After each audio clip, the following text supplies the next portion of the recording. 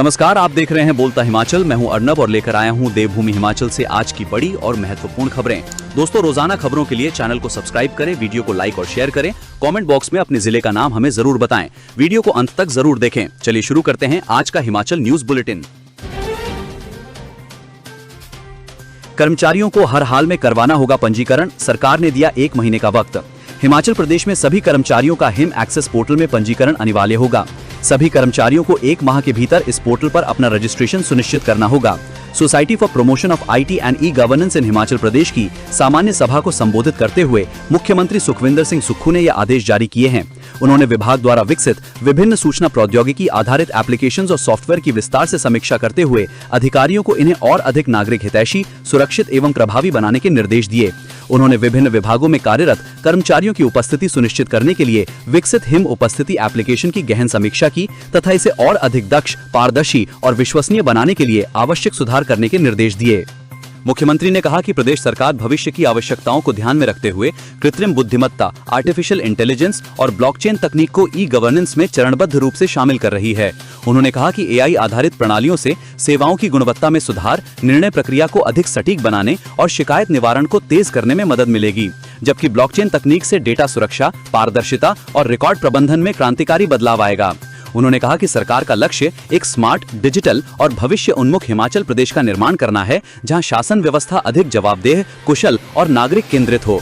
इस दौरान मुख्यमंत्री ने एसेट मैपिंग एप्लीकेशन का शुभारंभ करते हुए कहा कि इस एप्लीकेशन के माध्यम से नागरिकों की संपत्ति से संबंधित संपूर्ण एवं निम्नतम विवरण उपलब्ध होगा, जिससे आधारभूत संरचना के विकास, प्रभावी नीति निर्माण और संसाधनों के बेहतर प्रबंधन में सहायता मिलेगी। हिमाचल पंचायत चुनाव पर हाईकोर्ट में आज फिर होगी सुनवाई। हिमाचल प्रदेश हाईकोर्ट में पंचायत चुनाव समय पर करवाने की मांग को लेकर दायर जनहित याचिका पर मंगलवार को सुनवाई हुई। न्यायाधीश विवेक सिंह ठाकुर और न्यायाधीश रोमेश वर्मा की खंडपीठ के समक्ष मामले पर सुनवाई हुई। सुनवाई पूरी न होने पर बुधवार को भी सुनवाई जारी रहेगी। जनहित याचिका में पंचायती राज चुनाव को समय पर करवाने के आदेश जारी करने की मांग की गई है। यह याचिका ये सुनिश्चित करने के लिए निर्देश देने हेतु दायर की गई है कि राज्य में पंचायती राज संस्थानों के चुनाव संविधान के तहत अनिवार्य रूप से 5 साल का कार्यकाल समाप्त होने से पहले आयोजित किए जाएं। मांग की गई कि राज्य चुनाव आयोग को निर्देश दिया जाए कि वो चुनाव कार्यक्रम अधिसूचित करे। पंचायती राज संस्थानों के स्वतंत्र और निष्पक्ष चुनाव कराने के लिए बिना किसी देरी के सभी आवश्यक कदम उठाए जाएं।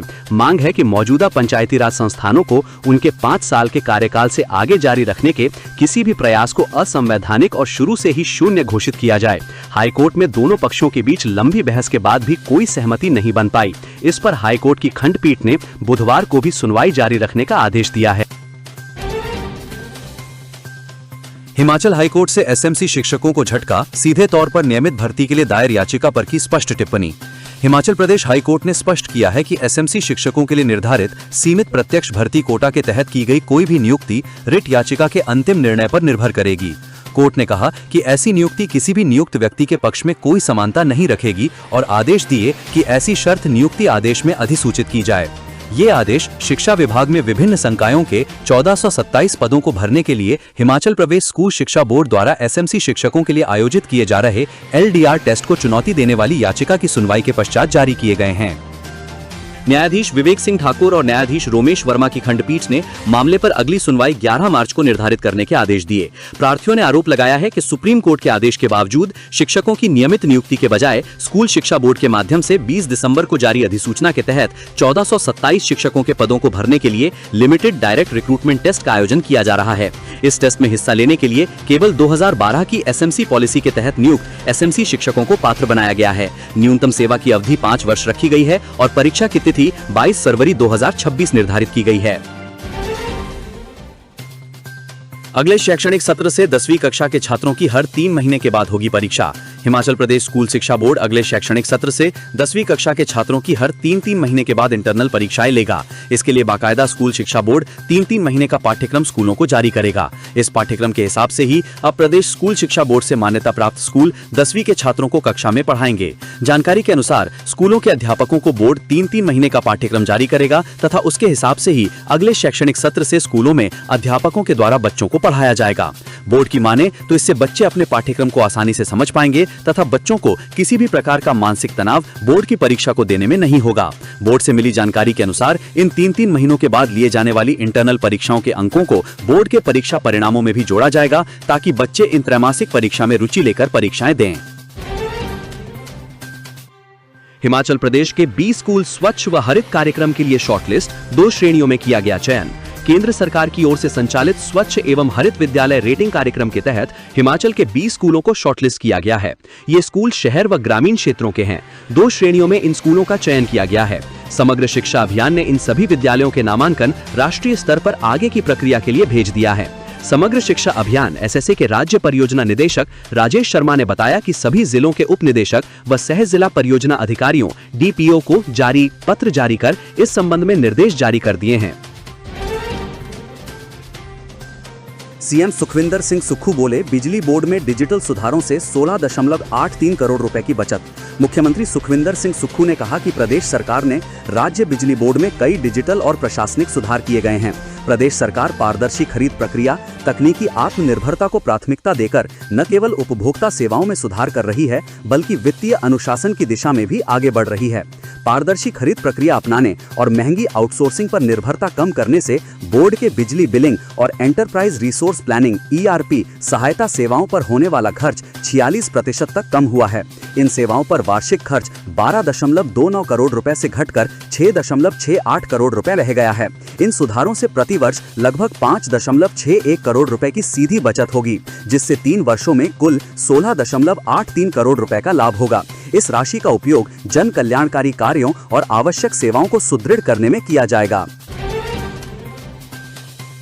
मनरेगा की बहाली के लिए 10 जनवरी से अभियान चलाएगी कांग्रेस। अखिल भारतीय कांग्रेस कमेटी के आह्वान पर 10 जनवरी से 25 फरवरी तक कांग्रेस के कार्यकर्ता मनरेगा बचाओ संग्राम में सक्रिय होंगे। प्रदेश कांग्रेस कमेटी के कांग्रेस विचार विभाग के पूर्व मीडिया समन्वयक डॉक्टर दिनेश कुमार ने कहा कि ये काम के अधिकार की रक्षा के लिए एक राष्ट्रव्यापी अभियान है। संघर्ष की रूपरेखा में हर जिला मुख्यालय में 10 जनवरी को प्रेस कॉन्फ्रेंस, 11 जनवरी को प्रतीकात्मक विरोध के तौर पर 1 दिन का उपवास, 12 जनवरी से 29 जनवरी तक पंचायत स्तर पर जनसंपर्क के माध्यम से राष्ट्रीय कांग्रेस अध्यक्ष मल्लिकार्जुन खड़गे, नेता विपक्ष राहुल गांधी के पत्रों को सभी ग्राम पंचायत प्रधानों, रोजगार सेवकों, मनरेगा श्रमिकों को वितरण, विधानसभा स्तरीय नुक्कड़ सभाएं, 30 जनवरी को वार्ड स्तरीय शांतिपूर्ण धरना, 31 जनवरी से 6 फरवरी तक जिला स्तरीय मनरेगा बचाओ धरना, 7 फरवरी से 15 फरवरी तक राज्य स्तरीय विधानसभा घेराव व 16 फरवरी से 25 फरवरी तक आंचलिक AICC मनरेगा बचाओ रैलियां होंगी। हिमाचल में भवन निर्माण के लिए पंचायत से ऑनलाइन मिलेगी NOC, मनमानी पर लगेगी रोक। हिमाचल प्रदेश सरकार के पंचायती राज विभाग ने पंचायतों के नगर एवं ग्राम नियोजन TCP क्षेत्रों में भवन निर्माण के लिए अनापत्ति प्रमाण पत्र NOC जारी करने व अस्वीकार करने पर दिशा निर्देश जारी किए हैं। ये सेवा अब ई-डिस्ट्रिक्ट पोर्टल के माध्यम से ऑनलाइन की जाएगी। इसके साथ ही NOC को मनमाने ढंग से रोकने की गुंजाइश पर रोक लगेगी। इस संबंध में सचिव पंचायती राज विभाग ने आदेश जारी कर दिए हैं। इसके तहत NOC का एक समान आवेदन फॉर्म, स्वीकृति और अस्वीकृति प्रारूप निर्धारित कर दिए गए हैं। अब तक अलग अलग पंचायतों में मैनुअल तरीके से NOC जारी होती थी। अब केवल तय कानूनी आधार पर ही NOC रोकी जा सकेगी। आवासीय भवन के लिए शुल्क 100 रुपए GST के साथ और गैर आवासीय भवन के लिए 1000 रुपए शुल्क GST के साथ लिया जाएगा। हिमाचल में सराहन, लंज व बद्दी में शहर बसाने के लिए भूमि अधिग्रहण शुरू।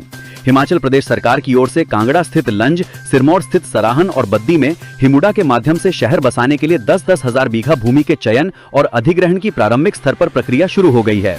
तीनों जिलों में उपायुक्तों को निर्देश जारी कर दिए हैं। आवास एवं शहरी विकास मंत्री राजेश धर्माणी ने बताया कि नेता प्रतिपक्ष और भाजपा नेताओं द्वारा जनता को गुमराह करने के उद्देश्य से दुष्प्रचार किया जा रहा है, जबकि हकीकत यह है कि अभी तक न तो किसी जमीन का हस्तांतरण हुआ है और न ही किसी निजी बिल्डर को हिमुडा की जमीन देने का कोई निर्णय लिया है। सरकारी कर्मियों की सेवा भर्ती मामले में फैसला सुरक्षित। हिमाचल प्रदेश हाईकोर्ट में सरकारी कर्मचारी भर्ती एवं सेवा शर्त विधेयक 2024 को चुनौती देने वाली याचिका पर बहस पूरी हो गई है। न्यायाधीश विवेक सिंह ठाकुर और न्यायाधीश रोमेश वर्मा की खंडपीठ ने सभी पक्षों को सुनने के बाद फैसला सुरक्षित रख दिया है। कर्मचारियों के NPS के 12,000 करोड़ रुपए जल्द जारी करे केंद्र सरकार, राजकीय अध्यापक संघ। राजकीय अध्यापक संघ ने केंद्र सरकार से NPS का 12,000 करोड़ जल्द जारी करने की मांग की है। शिमला में प्रेस वार्ता में संघ के राज्य अध्यक्ष वीरेंद्र चौहान और महासचिव तिलक नायक ने कहा कि प्रदेश के सरकारी कर्मचारियों की नई पेंशन योजना एनपीएस के तहत जमा की गई लगभग 12,000 करोड़ की राशि अभी भी केंद्र सरकार के स्तर पर लंबित है। उन्होंने कहा कि ये विषय कर्मचारियों के भविष्य, सामाजिक सुरक्षा तथा विश्वास से प्रत्यक्ष रूप से जुड़ा हुआ है, जिस पर शीघ्र, संवेदनशील एवं सकारात्मक निर्णय लिया जाना अत्यंत आवश्यक है। नाटी परजू में समर्थक जन्मदिन के बहाने जयराम ठाकुर ने किया शक्ति प्रदर्शन। नेता विपक्ष और पूर्व मुख्यमंत्री जयराम ठाकुर का 61वां जन्मदिन राजधानी शिमला में राजनीतिक शक्ति प्रदर्शन जैसा दिखा। मंगलवार को उनके सरकारी आवास पर सुबह 10 बजे से लेकर शाम 6 बजे तक बधाई देने वालों का तांता लगा रहा। ढोल नगाड़ों और नाटी की तान पर झूमते समर्थकों ने पूरा दिन माहौल बनाए रखा। जन्मदिन की शुरुआत जयराम ठाकुर ने परिवार सहित सुबह जाखू मंदिर में पूजा अर्चना कर की। इसके बाद जैसे ही वो सरकारी आवास पहुंचे, वहां पहले से मौजूद पार्टी कार्यकर्ताओं और समर्थकों ने फूल मालाओं से उनका स्वागत किया। अलग अलग जिलों से आए समर्थक अपने अपने क्षेत्रों की नाटी, ढोल और पारंपरिक वेशभूषा के साथ पहुंचे, जिससे माहौल पूरी तरह हिमाचली रंग में रंगा दिखा। जन्मदिन समारोह के बहाने 2027 के विधानसभा चुनाव की आहट भी सुनाई दी। टिकट के तलबगारों ने भीड़ जुटाकर अपनी ताकत दिखाने की कोशिश की। कई नेताओं और कार्यकर्ताओं ने समर्थकों के साथ पहुंचकर ये संदेश देने का प्रयास किया कि वे आने वाले चुनाव में मजबूत दावेदार हैं। राजनीतिक गलियारों में इसे आगामी चुनावी रणनीति से जोड़कर देखा जा रहा है। हिमाचल में हर 10 दिन में होगा जल स्रोतों, टैंकों का निरीक्षण, विभाग ने जारी किए निर्देश। हिमाचल प्रदेश में जल स्रोतों और जल भंडारण टैंकों का हर 10 दिन में निरीक्षण होगा और इसकी रिपोर्ट मुख्यालय को भेजनी होगी। जल शक्ति विभाग के कर्मचारियों को सीवेज ट्रीटमेंट प्लांटों की भी नियमित निगरानी करनी होगी। जल शक्ति विभाग के सचिव डॉक्टर अभिषेक जैन ने पेयजल स्रोतों की सुरक्षा के लिए किए जा रहे उपायों की समीक्षा बैठक के दौरान ये निर्देश जारी किए। उन्होंने टूक कहा कि काम को टालने की धारणा से काम नहीं चलेगा। बैठक में पेयजल योजनाओं और सीवेज योजनाओं के जीर्णोद्धार प्रक्रिया की भी समीक्षा की गई। उन्होंने सफाई और सुधार कार्य जल्द पूरे करने तथा जल शोधन संयंत्रों और मल निकासी संयंत्रों की नियमित जांच करने और रिपोर्ट विभागीय पोर्टल पर अपलोड करने के भी निर्देश दिए। हाईकोर्ट ने कहा, आरक्षित वर्ग के अभ्यर्थी को सामान्य श्रेणी में नहीं किया जा सकता शिफ्ट। हिमाचल प्रदेश हाईकोर्ट ने सहायक अभियंता विद्युत भर्ती प्रक्रिया को चुनौती देने वाली एक याचिका को खारिज कर दिया। कोर्ट ने कहा कि यदि किसी आरक्षित श्रेणी के उम्मीदवार ने चयन प्रक्रिया में किसी भी स्तर पर छूट, रिलैक्स स्टैंडर्ड लाभ उठाया है, तो उसे बाद में सामान्य श्रेणी की सीटों पर समायोजित नहीं किया जा सकता है। न्यायाधीश ज्योत्सना रिवाल दुआ की अदालत ने स्पष्ट किया कि यह कानून अब पूरी तरह स्थापित हो चुका है कि आरक्षित श्रेणी के वे उम्मीदवार जो किसी भी स्तर पर रियायती मानकों जैसे उम्र, अनुभव या कट ऑफ में छूट का लाभ लेते हैं, वे सामान्य श्रेणी की रिक्तियों के लिए विचार किए जाने के पात्र नहीं रह जाते। सीएम सुक्खू ने भारत भ्रमण के लिए रवाना किए 52 चिल्ड्रन ऑफ द स्टेट, अनाथ बच्चों का ज्ञान और खुशी का सफर शुरू।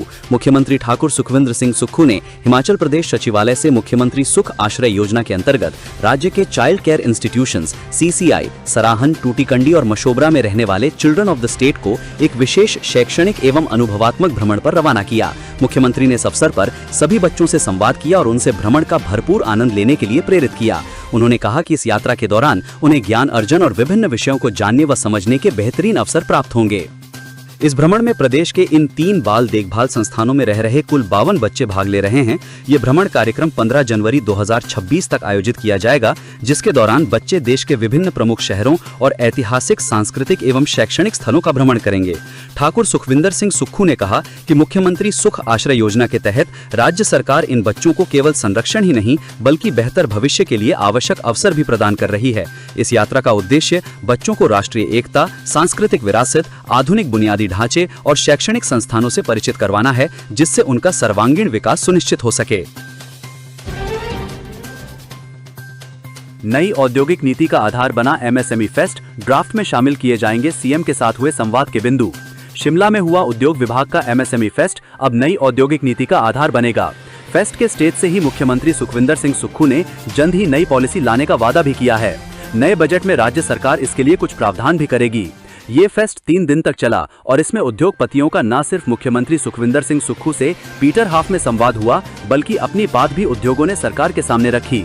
इस संवाद के दौरान सामने आए बिंदुओं को अब नई औद्योगिक नीति के ड्राफ्ट में शामिल किया जाएगा। आत्मनिर्भर हिमाचल के लक्ष्य को पूरा करने के लिए मुख्यमंत्री के निर्देश थे कि नई पॉलिसी बंद कमरों में अफसर नहीं बनाएंगे, बल्कि ये कंसल्टेशन के साथ बनेगी। हिमाचल सरकार औद्योगिकरण के क्षेत्र में कौन से उद्योग या सेक्टर लेना चाह रही है, ये पॉलिसी में स्पष्ट किया जाएगा। विभागीय जांच कमेटियां बनाने में दिलचस्पी नहीं ले रहे 7 जिलों के अफसर, चेतावनी पत्र जारी। उच्च शिक्षा विभाग में वर्षों से लंबित विभागीय जांचों के निपटारे को लेकर अब सख्ती शुरू हो गई है। विभागीय जांच कमेटियां गठित करने के लिए मांगी गई जानकारी समय पर न भेजने पर 7 जिलों के उप निदेशकों को शिक्षा निदेशक ने चेतावनी पत्र जारी किया है। इन जिलों में ऊना, लाहौल स्पीति, बिलासपुर, किन्नौर, कुल्लू, कांगड़ा और मंडी शामिल हैं। उच्च शिक्षा निदेशालय ने लंबित जांचों का शीघ्र निपटारा सुनिश्चित करने के लिए फील्ड स्तर से अनुभवी अधिकारियों के नाम मांगे थे, लेकिन निर्धारित समय के बाद भी इन जिलों से रिकॉर्ड नहीं पहुंच पाया। इसे प्रशासनिक लापरवाही मानते हुए निदेशक ने स्पष्ट किया है कि यदि अब भी जानकारी उपलब्ध नहीं कराई गई तो मामला गंभीरता से लिया जाएगा। हिमाचल प्रदेश के हर घर को मिलेगी unique ID, QR code scan कर जमा कर सकेंगे बिजली, पानी, संपत्ति कर के बिल। हिमाचल प्रदेश के शहरी क्षेत्रों के लोगों को अब बिजली, पानी, संपत्ति कर और कूड़े का बिल जमा करने के लिए न तो दफ्तरों की दौड़ नहीं लगानी पड़ेगी और न ही ऑनलाइन पे करने के लिए अलग अलग पोर्टल पर जाना पड़ेगा। सिर्फ एक ही आईडी से ये बिल जमा होंगे। इसके लिए शहरी क्षेत्रों में हर घर को अब यूनिक आईडी मिलेगी। ये यूनिक आईडी घर के बाहर लगेगी। इस आईडी में लगे QR कोड स्कैन करके संपत्ति कर समेत बिजली, पानी और कूड़े के बिल का भी भुगतान कर सकेंगे।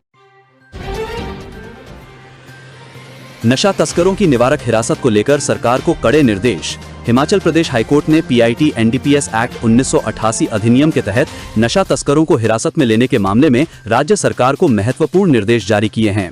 न्यायाधीश विवेक सिंह ठाकुर और न्यायाधीश रोमेश वर्मा की खंडपीठ ने स्पष्ट किया कि हालांकि हिरासत के आदेश में कोई अवैधता नहीं है, लेकिन हिरासत के स्थान और उसकी शर्तों को लेकर कानूनी स्पष्टता की कमी है।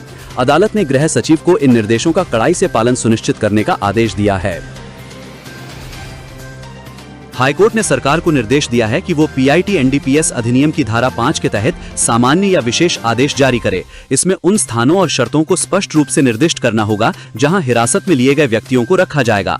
अदालत ने सरकार को आदेश दिया है कि हिरासत स्थलों को निर्दिष्ट करने वाला आधिकारिक आदेश जल्द से जल्द यानी 15 जनवरी तक अनिवार्य रूप से जारी किया जाए। अदालत ने भाषाई बाधाओं को दूर करने के लिए भी कहा है और कहा कि आधिकारिक भाषा हिंदी में दी जानी चाहिए। अदालत ने राज्य सरकार को निर्देश दिया है कि वो हिरासत में लिए गए व्यक्ति को उसके अधिकारों के बारे में लिखित रूप से सूचित करे। लकड़ी की तस्करी और अवैध कटान में अब बिना वारंट गिरफ्तारी, हाईकोर्ट ने स्पष्ट की नई कानूनी व्याख्या।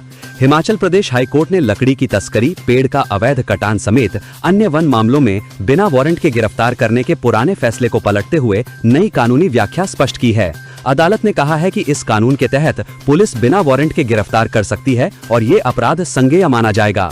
भले ही ये अपराध बिना वारंट गिरफ्तारी योग्य है, लेकिन ये जमानती बने रहेंगे। वन अधिनियम की धारा 65 के तहत गिरफ्तार व्यक्ति को बॉन्ड भरने पर रिहा किया जा सकता है। अदालत के इस फैसले के बाद प्रदेश में लकड़ी की तस्करी और अवैध कटान पर रोक लगाने में मदद मिलेगी। पहले अपराध असंज्ञेय श्रेणी में होने के कारण अधिकारियों के हाथ बंधे होते थे, लेकिन अब ऐसे मामलों में तत्काल सख्त कार्रवाई की जा सकेगी। HRTC को तय समय पर नहीं मिलेंगी 297 इलेक्ट्रिक बसें, चीन की चिप के कारण रुकी डिलीवरी, कंपनी और निगम आमने सामने। हिमाचल पथ परिवहन निगम HRTC इलेक्ट्रिक बसों का इंतजार कर रहा है। दूसरी ओर बस बनाने वाली कंपनी ने प्रबंधन से डिलीवरी के लिए 4 महीने का समय मांगा है। कंपनी का तर्क है कि बसें अभी पूरी तरह से तैयार नहीं हैं। इन ई-बसों की बैटरी में एक चिप लगती है जो चीन में निर्मित होती है। जब ये चिप आएगी तभी बसों को तैयार करके भेजा जाएगा। निगम प्रबंधन ने फिलहाल कंपनी को 4 महीने का समय देने से इनकार कर दिया है। निगम ने 297 ई-बसों का टेंडर जारी किया है, जिसके अनुसार कंपनी को 9 जनवरी तक 149 बसों की डिलीवरी करनी थी। कंपनी के तर्क के अनुसार प्रबंधन को कुछ समय की छूट देनी पड़ेगी, लेकिन प्रबंधन 4 महीने का समय देने के पक्ष में नहीं है। हाल ही में निदेशक मंडल की बैठक में भी इस मुद्दे पर चर्चा हुई थी। उधर HRTC के उपाध्यक्ष अजय वर्मा ने कहा कि जल्द ही बसें निगम के बेड़े में शामिल होंगी। दोस्तों, बोलता हिमाचल का आपको ये न्यूज बुलेटिन कैसा लगा, ये हमें कमेंट बॉक्स में कमेंट करके जरूर बताएं। हमारे चैनल बोलता हिमाचल को YouTube पर सब्सक्राइब जरूर करें। हिमाचल की अन्य खबरों के लिए हमारे वेब पोर्टल पर विजिट करें। इस वीडियो को लाइक और शेयर करना ना भूलें। धन्यवाद। जय हिंद।